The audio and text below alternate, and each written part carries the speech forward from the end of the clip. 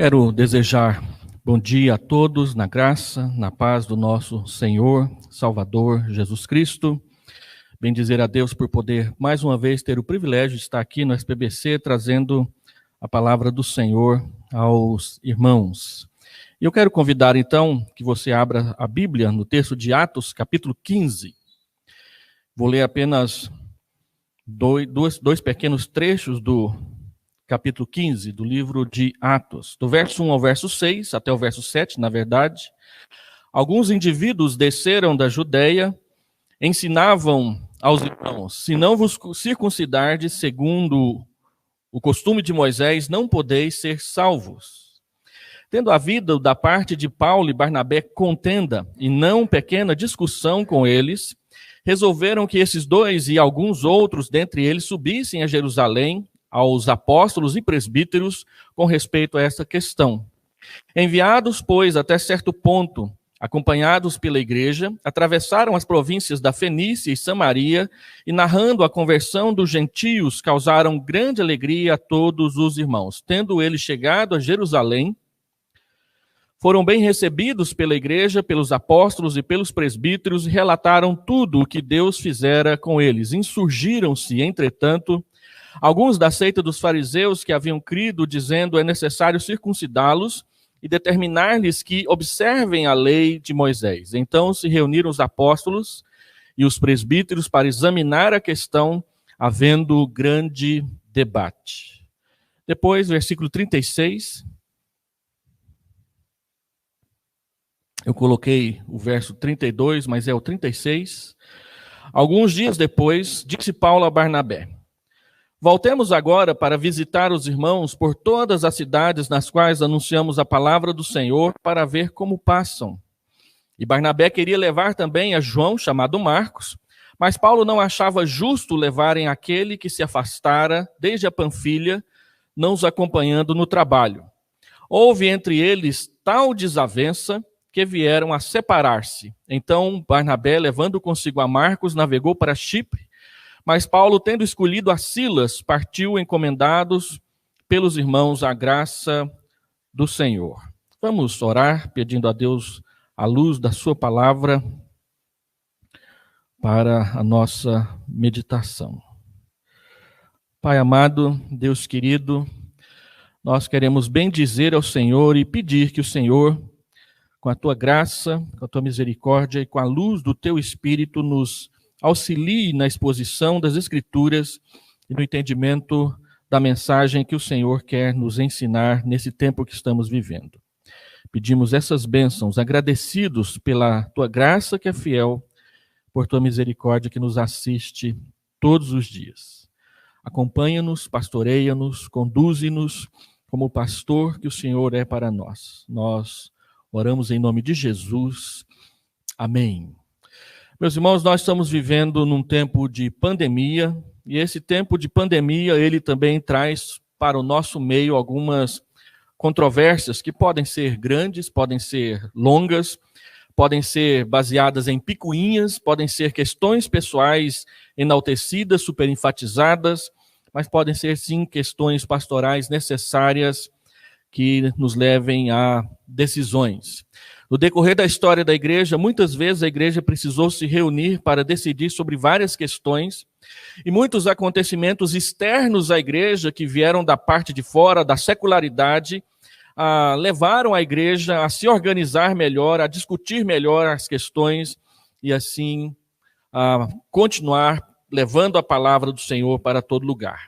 Nesse tempo que nós estamos vivendo, a politização do medo e da ansiedade não é uma marca d'água dessa pandemia. Se você estuda a história do mundo, você vai perceber que sempre quando houve epidemia, peste, pandemia, houveram aqueles que quiseram tirar proveito delas e das situações para lograr lucro pessoal e coisas desse tipo. Em todas as outras pandemias do passado, não foi muito diferente.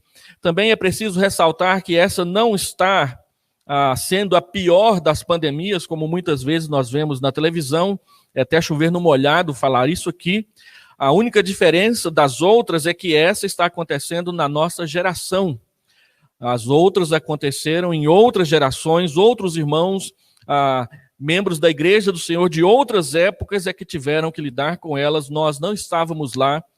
Por isso, cada geração precisa responder aquilo que lhe é proposto como adversidade, tribulação, como obstáculo e em fidelidade à palavra do Senhor decidir o que fazer e como fazê-lo.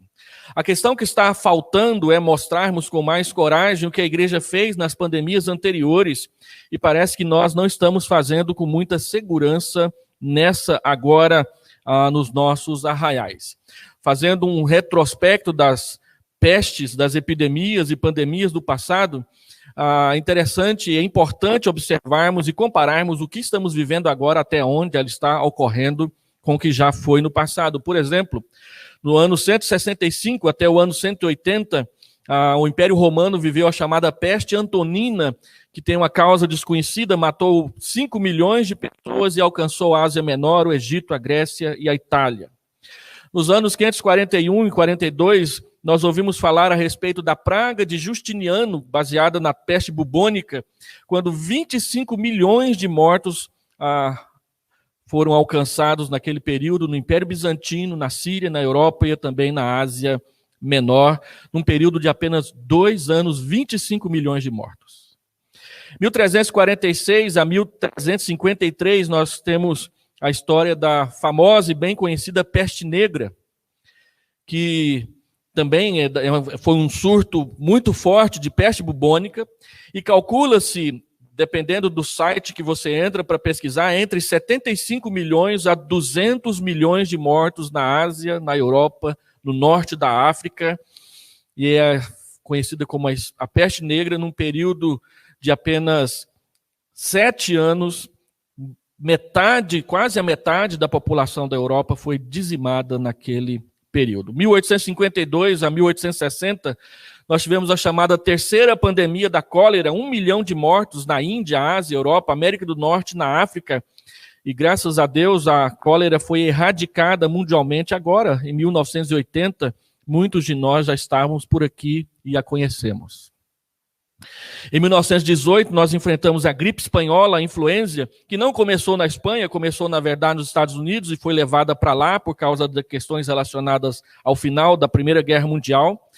E é de pasmar que 20 a 50 milhões de pessoas morreram num período de apenas 1 ano na história mundial recente. De 1976 até hoje, nós estamos enfrentando uma pandemia que não acabou, que é a pandemia da AIDS, provocada pelo vírus HIV, e já se contam 38 milhões de mortos pela AIDS, e anualmente ainda aumenta o número destes. Ela está em curso, não tem vacina, mas o tratamento melhora em muito a qualidade de vida dos infectados. E agora, em 2019, começou a pandemia da Covid. No dia 28 de março, nós tínhamos 2.785.652 mortos, sendo 310.550 no Brasil, atingindo o mundo todo, e ainda não temos 1 ano e meio de pandemia. A questão é que nós não estamos enfrentando aquelas pandemias, nós estamos enfrentando essa, e pelos números fica claro que a pandemia é muito perigosa e letal. Resta saber se as decisões políticas têm sido as mais sábias depois de mais de 1 ano de aplicação das mesmas, e a gente sempre ouve as mesmas coisas no jornal. Um exemplo de questionamento interessante foi de uma mulher daqui de Goiânia, numa mensagem de WhatsApp. Uma velhinha varrendo ali o quintal da sua casa, ela disse: mas, senhor governador, por que não se vacina quem está trabalhando? Porque são esses que estão levando o vírus para casa. Nós, aposentados, estamos em casa, isolados. Então, só vai nos pegar se alguém trouxer. Esse é um questionamento, essa é uma controvérsia que é debatida em vários níveis e que nós sabemos que boa parte da nossa mídia escolheu o lado e, em vez de informar, ela simplesmente defende uma ideia. E o contexto do que nós acabamos de ler, Atos 15, todos sabem, é um texto de controvérsias. O texto começa e termina com controvérsia. Versículo 2 diz que há um grande desentendimento a respeito da questão da circuncisão e o seu valor para a salvação. E depois, no versículo 39, nós temos uma desavença que que Lucas chama de tal desavença entre Paulo e Barnabé, que os dois acabaram separados. E quando nós ouvimos essas duas palavras no meio da igreja, a palavra discussão no versículo 2 e a palavra desavença no versículo 39, isso faz tremer a nossa fé e a nossa alma por dentro. A primeira tinha a ver com a doutrina, mas a segunda tinha a ver com a administração dos relacionamentos pessoais entre os missionários da igreja e das suas qualificações para a obra. A primeira foi resolvida por meio de um concílio que tomou uma decisão doutrinária importante e normativa para a igreja. A segunda foi resolvida somente em parte pelas evidências que nós retiramos do estudo da história posterior no Novo Testamento. Um detalhe muito prático e aplicável ao nosso presente é a informação de que a desistência de Marcos em continuar na viagem missionária muito provavelmente foi a notícia de uma epidemia que estava em curso na região para onde eles estavam indo pregar o evangelho. Vários autores que nós lemos comentando o texto de Atos diz que Marcos ficou com medo de, quem sabe, ser contaminado e adoecer e morrer por causa de uma epidemia que estava em curso, e isso o levou a desistir, e este foi o pivô da desavença entre Paulo e Barnabé pouco tempo depois. O que significa que a pandemia que estamos atravessando agora deixará suas marcas duradouras no jeito que nós fazemos missão e realizamos o trabalho pastoral cotidiano, especialmente por meio das controvérsias que ela está plantando e regando entre nós na igreja, que atualmente parecem estar no subterrâneo, mas já começam a ganhar corpo entre nós. A grande pergunta é como que nós podemos viver em obediência à palavra e ao Espírito de Deus em tempos entre pandemias e controvérsias dentro da igreja. O versículo de número 2 diz que o que levou a igreja a se acertar no que diz respeito à questão da circuncisão foi a firmeza no zelo doutrinário de Paulo e Barnabé. Quando você toma conhecimento dessa controvérsia em Gálatas, capítulo 2, Paulo diz que ele e Barnabé resistiram de tal forma a esse ensinamento que ninguém os convencia. Somente depois, pela dissimulação, é que numa visita de membros da igreja de Antioquia, da igreja de Jerusalém a Antioquia, um grupo dissimulou com Barnabé e Pedro para que houvesse uma mudança, e a Bíblia diz que Paulo os resistiu frontalmente naquele episódio em que ele confrontou a Pedro pelo seu jeito de viver, pela doutrina que ele pregava e pelo que Deus, Jesus Cristo, esperava dele como líder na igreja. O Concílio de Jerusalém foi convocado por causa disso, e ele reporta a maneira de como se tratar as controvérsias na igreja. É um padrão doutrinário para nós. O assunto precisa ser bem esclarecido, ainda que o debate seja grande e os posicionamentos sejam apresentados com força, conforme o texto diz para nós, usando palavras como grande debate no meio da igreja. No entanto, o parecer final ele deve ser aquele que agrada ao Espírito Santo, versículo 28, e a liderança da igreja com a anuência da mesma. O texto de Atos, capítulo 15, ele é muito caro para nós presbiterianos, porque é um dos pilares onde nós colocamos os fundamentos da nossa forma de governo conciliar, ensinando que os assuntos da igreja são resolvidos em concílio, conselhos, sínodos, presbitérios e, por fim, a nossa Assembleia Geral, o Supremo Concílio. O que nós vemos aqui no livro de Atos é que eles buscaram e encontraram um acordo pleno, e foi isso que trouxe alegria às igrejas locais, conforme você lê no versículo 31. Ainda que depois ficasse evidente que nem todos obedeceram ao definido como doutrina da igreja, aquela decisão ela veio com a força normativa para abençoar a maioria do povo de Deus. A decisão e como ela foi transmitida trouxe consolo e fortalecimento à igreja, diz o verso 32. Muitas vezes nos queixamos do modo como os procedimentos são realizados, não com o conteúdo em si. Decisões pronunciadas com palavras duras e sem explicação, muitas vezes sem transparência, geram o caos. No entanto, Provérbios, capítulo 15, versículo 23, diz que o homem se alegra em dar a resposta adequada, e a palavra, a seu tempo, quão boa ela é. Nossos concílios regionais Não fizeram nenhuma reunião online que seja presencial para estabelecer posturas e orientações aos pastores locais sobre como agir numa pandemia. Todavia, nem por isso nós devemos e podemos nos sentir desamparados, porque nós temos toda a história da igreja para ler, pesquisar, aprender, entender e fazer. E ela nos dá vários exemplos de como que a igreja se comportou em tempos como esse que nós estamos vivendo agora. Por exemplo, na epidemia do tempo de Décio, do ano de 250, que foi uma grande epidemia, quando não se conhecia nada sobre vírus, vibriões e bactérias, a igreja se posicionou em auxílio aos necessitados. Muitos cristãos morreram nessa prática, mas também foi um período em que a igreja cresceu muito, levando-se em conta que, apesar da peste, ainda havia a perseguição do Império Romano sobre a igreja nas suas costas. Então, Justo Gonzalez, ele comenta no seu livro História do Pensamento Cristão o seguinte sobre o trabalho e a ação pastoral de Cipriano de Cartago. Quando a praga irrompeu no norte da África, um pagão chamado Demetrianos culpou os cristãos pela epidemia, que alegava ser uma punição mandada pelos deuses, culpa dos cristãos. Cipriano respondeu em um breve, mas penetrante tratado a Demetrianos que isso não era verdade.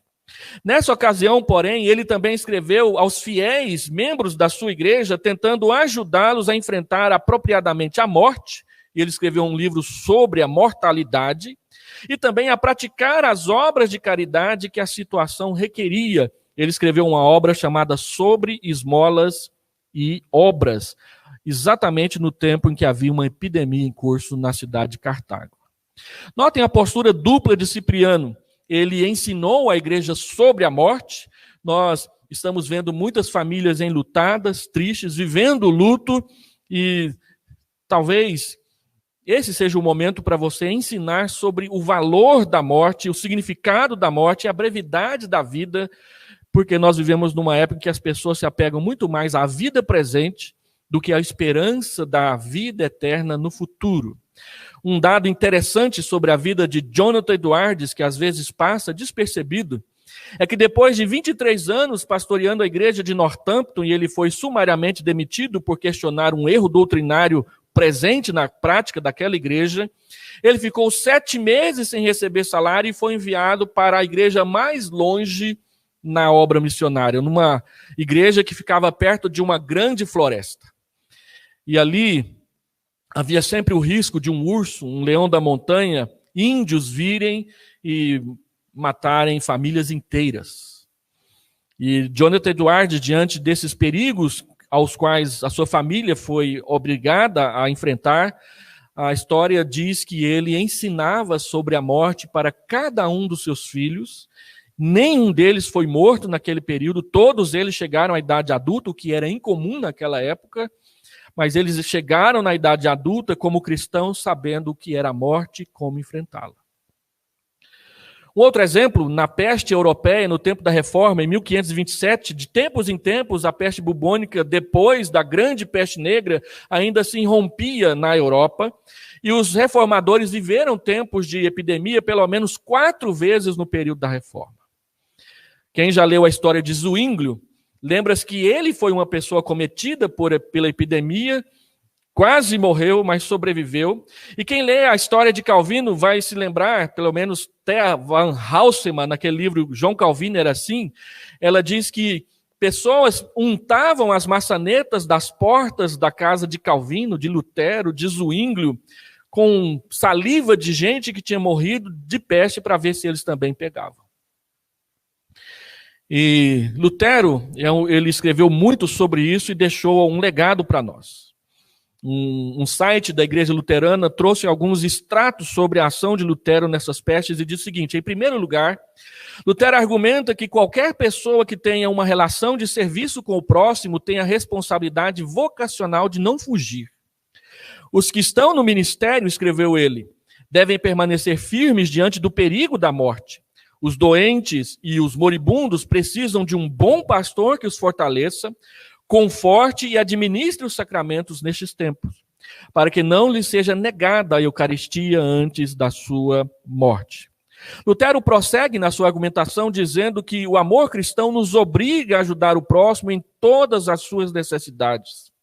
Alguém que não vai querer ajudar ou apoiar os outros, a menos que possa fazê-lo sem arriscar sua própria segurança ou propriedade, nunca ajudará o seu próximo. Continua ele dizendo que a peste ou a punição de Deus não veio apenas como punição pelos nossos pecados, mas também para testar a nossa fé e o nosso amor pelo próximo.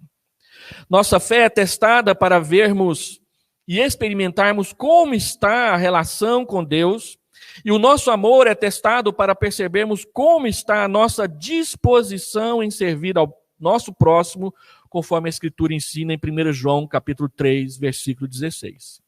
Por outro lado, Lutero também diz que existem pessoas que tentam a Deus ao agir de forma precipitada e imprudente, não tomando cuidados para proteger-se da morte e da peste. Tais pessoas, diz Lutero, não tomam remédios e não evitam lugares e pessoas infectadas, levam a doença na brincadeira, tentando mostrar que não tem medo dela.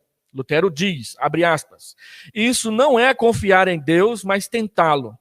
Deus criou medicamentos e nos deu inteligência para proteger e cuidar bem os nossos corpos, para que possamos viver em boa saúde. E ele continua dizendo que a pessoa que não toma os devidos cuidados e assim prejudica o seu próprio corpo, corre o risco de cometer suicídio aos olhos de Deus. E se essa pessoa ficar doente e depois contagiar outras pessoas, ela será responsável perante Deus por seus assassinatos. Lutero diz que um cristão deve pensar assim: pedirei a Deus que misericordiosamente nos proteja. Então vou fumigar, fazer inalação, ajudar a purificar o ar, dar remédios e tomá-los. Evitarei lugares e pessoas onde a minha presença não é necessária, para não me contaminar, e dessa forma talvez me infectar e contagiar outros e assim causar a sua morte como resultado da minha negligência. Se Deus quiser me levar, Ele certamente me encontrará e eu terei feito o que Ele esperava de mim. E por isso não sou responsável pela minha própria morte ou pela morte dos outros. Os irmãos sabem que também o Brasil enfrentou vários ciclos de epidemias e a pior delas, os nossos livros de história da igreja nos narram, são as epidemias de peste amarela aqui no Brasil, que inclusive levou Simonton quando ele era missionário aqui. Mas 2 momentos de epidemia mostram para nós como que a igreja se comportava diante delas e como que os missionários que plantaram a igreja presbiteriana do Brasil se comportaram diante delas. Um exemplo é a morte do reverendo George W. Thompson, em 1889. Reverendo Thompson, ele esteve aqui em Goiás, junto com Boyle, andando e pregando o evangelho aqui na nossa região, nas primeiras vindas de missionários norte-americanos por aqui. Uma das epidemias de febre amarela forçou, inclusive, a missão leste do Brasil a sair de Campinas e a se radicar em Lavras, onde hoje nós temos o Instituto Gammon.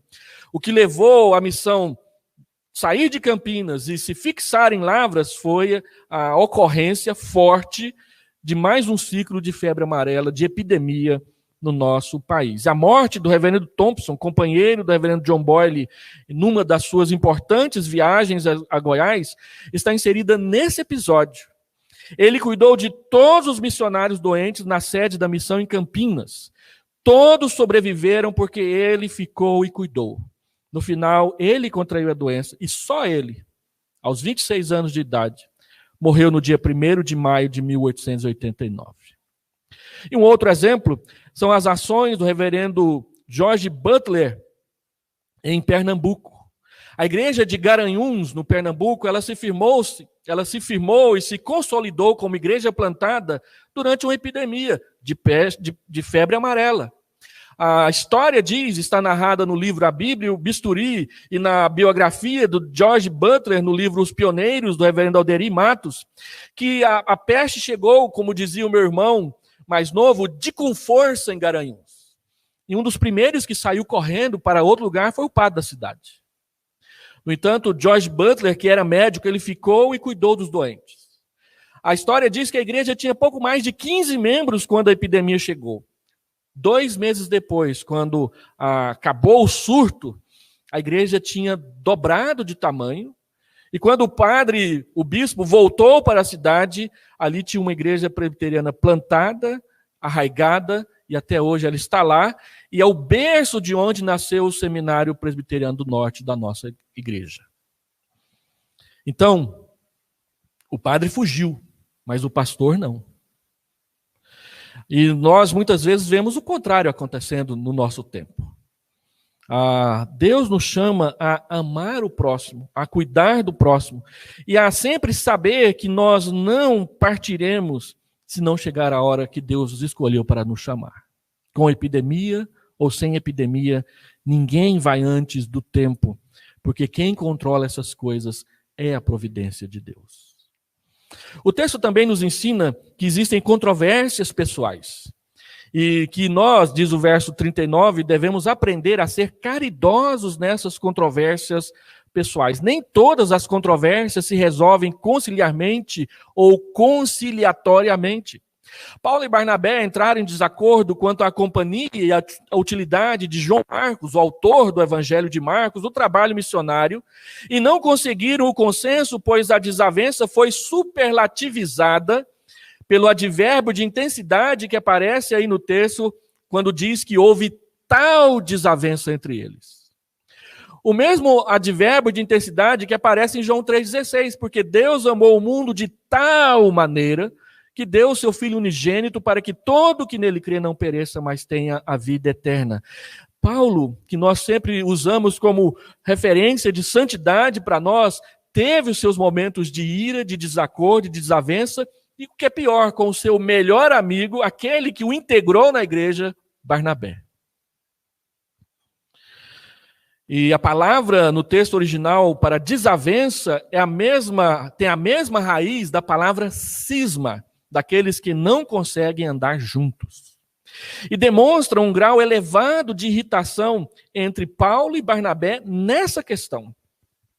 A desavença entre ambos e a separação do trabalho missionário é só um pedaço da história que nós não podemos desconsiderar quando tratamos de controvérsias, mesmo controvérsias pessoais na vida da igreja. Uma controvérsia pessoal da história recente, e que é muito conhecida, mas pouco explorada, é a controvérsia sobre a unidade da igreja e a comunhão e a participação e o diálogo entre evangélicos e não evangélicos, entre evangélicos liberais. E essa controvérsia ela aconteceu no dia 18 de outubro de 1966, em Londres, num encontro no qual Martin Lloyd Jones foi convidado para palestrar e quem presidia a reunião era John Stott, dois dos principais autores e pregadores e expositores que nós aqui no nosso seminário amamos e seguimos. E os dois tiveram um perhaps nesse dia.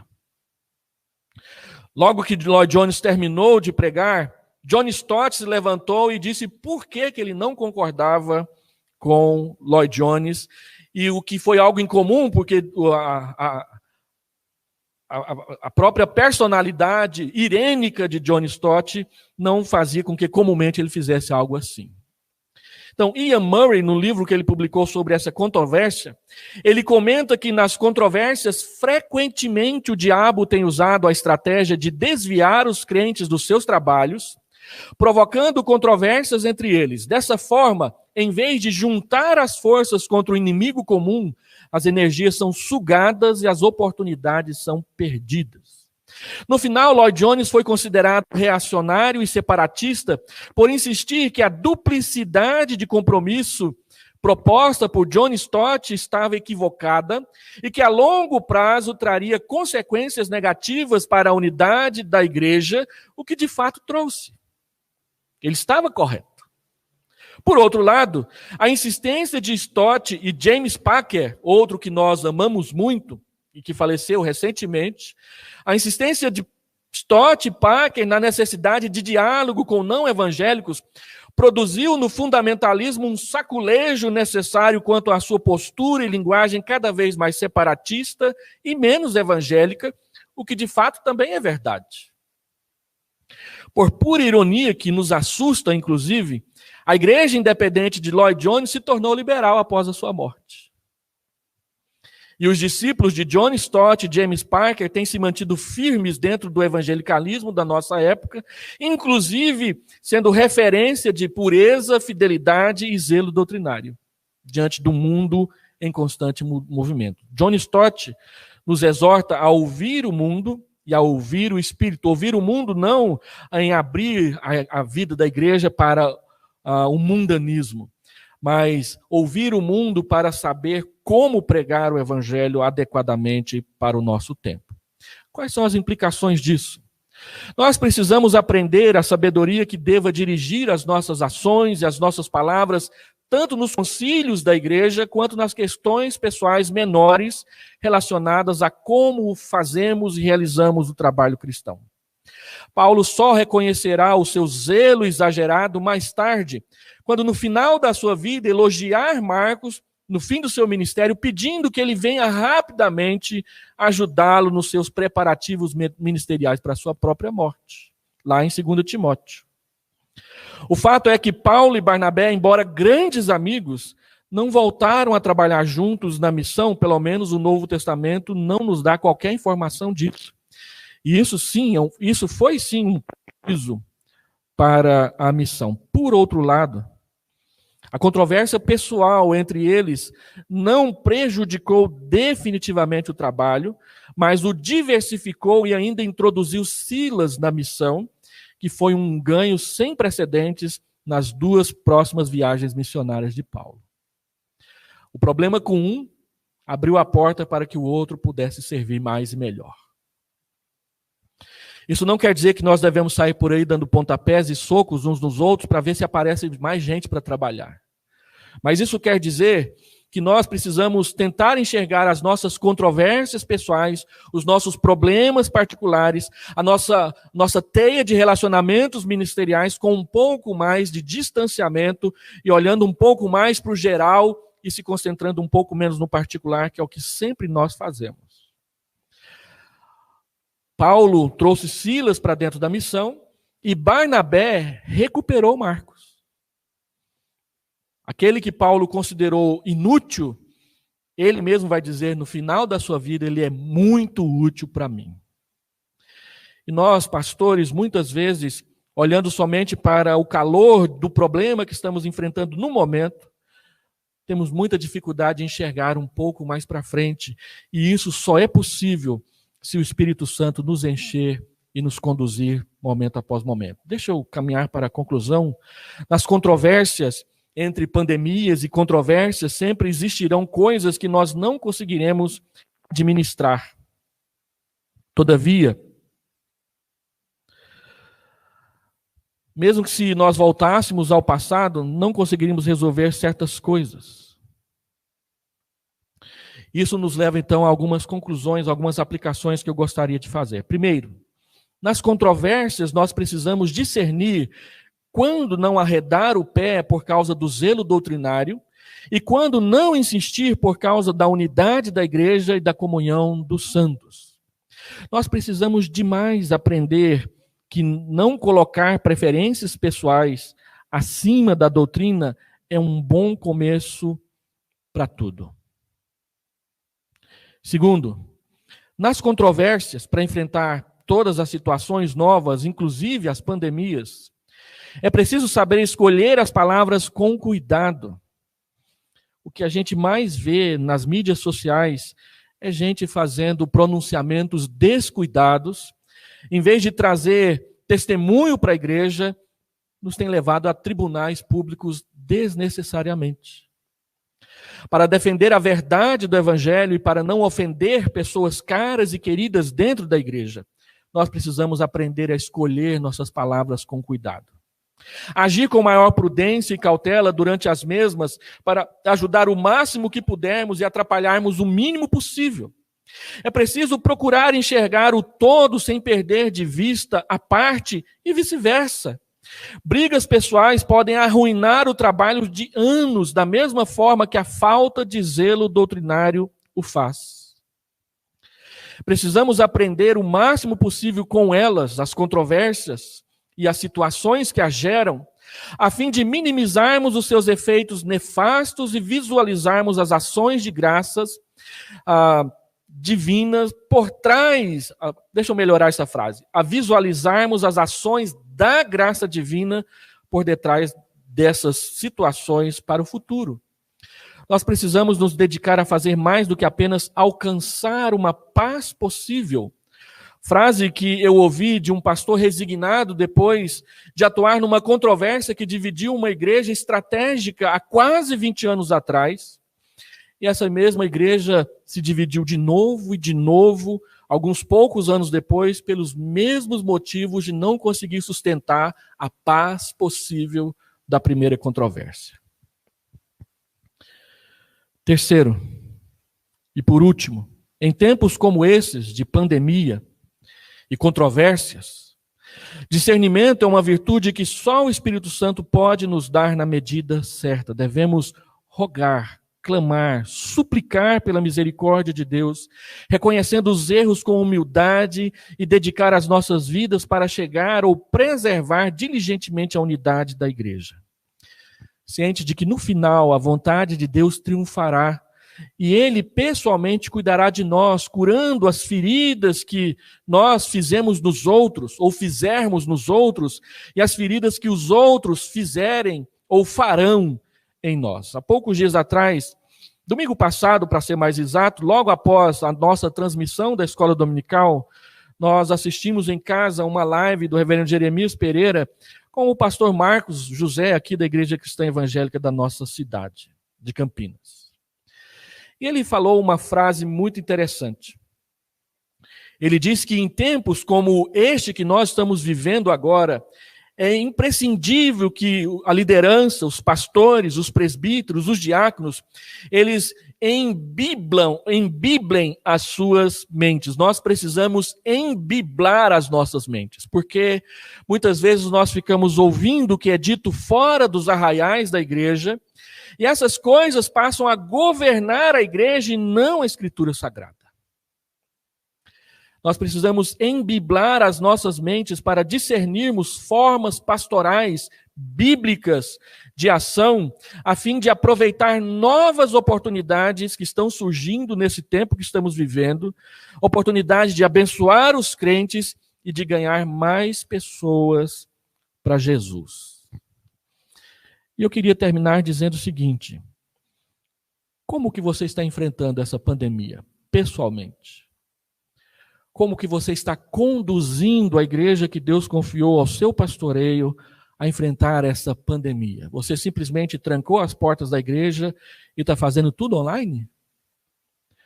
Ou você tem procurado, pela Escritura, a cuidar dos crentes, falar sobre a morte, falar sobre a vida, falar sobre a esperança, falar sobre a providência de Deus, falar sobre o cuidado de Deus, falar sobre as promessas futuras e presentes de Deus? Ou simplesmente você tem feito ali lives e mais lives, dizendo sempre mais da mesma coisa e não escarafunchando a Escritura Sagrada, buscando nos exemplos passados da vida da igreja formas e fórmulas saudáveis, bíblicas, até mesmo algumas que precisam ser inventadas neste tempo, não para simplesmente entreter as pessoas, mas para pastoreá-las, para levá-las aos pés de Jesus, para levá-las a se consagrar mais ao Senhor, para levá-las a conhecer e andar com Jesus em todo tempo. Que Deus, na sua misericórdia, na sua graça, na sua bondade, aplique o que Ele quer aplicar no seu coração nesta manhã.